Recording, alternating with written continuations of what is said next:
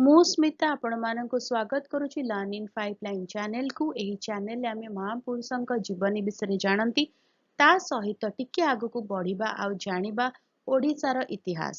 ପ୍ରତ୍ୟେକ ଭିଡିଓରେ ଆମେ ଏକ ପ୍ରଶ୍ନ ଆଣିବା, ସେହି ପ୍ରଶ୍ନର ଉତ୍ତର ଖୋଜିବା ଆଉ ତା ସହିତ ଜାଣିବା ଆମେ ଓଡ଼ିଶାର ଇତିହାସ, କିନ୍ତୁ ମାତ୍ର 5 ଧାଡିରେ।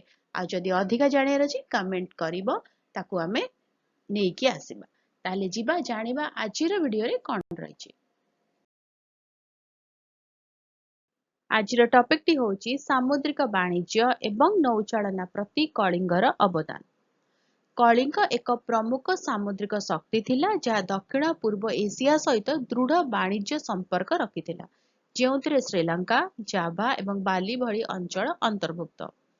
ତାମ୍ରଲିପ୍ତା ଏବଂ ପାଲୁର ଭଳି ପ୍ରାଚୀନ ବନ୍ଦର ଗୁଡ଼ିକ ଆନ୍ତର୍ଜାତୀୟ ବାଣିଜ୍ୟ ଏବଂ ନୌଚାଳନା ପାଇଁ ଗୁରୁତ୍ୱପୂର୍ଣ୍ଣ କେନ୍ଦ୍ର ଭାବରେ କାର୍ଯ୍ୟ କରିଥିଲା। କଳିଙ୍ଗ ବ୍ୟବସାୟୀମାନେ ମସଲା, ବସ୍ତ୍ର, ହାତୀଦାନ୍ତ ଏବଂ ମୂଲ୍ୟବାନ ପଥ ରପ୍ତାନି କରୁଥିଲେ ଏବଂ ସୁନା, ରେଶମ ଏବଂ ବିଦେଶୀ ସାମଗ୍ରୀ ଫେରାଇ ଆଣିଥିଲେ। ଭାରତୀୟ ସଂସ୍କୃତି, ଧର୍ମ ଏବଂ ଲିପି ବିଦେଶରେ, ବିଶେଷ କରି ବୌଦ୍ଧ ଏବଂ ହିନ୍ଦୁ ଧର୍ମର ପ୍ରସାରରେ ଏହି ଅଞ୍ଚଳ ପ୍ରମୁଖ ଭୂମିକା ଗ୍ରହଣ କରିଥିଲା। ଏହାର ନୌଯାତ୍ରା ପରମ୍ପରା ପ୍ରାଚୀନ ସାମୁଦ୍ରିକ ଇତିହାସରେ କଳିଙ୍ଗକୁ ଏକ ସମ୍ମାନଜନକ ସ୍ଥାନ ପ୍ରଦାନ କରିଥିଲା।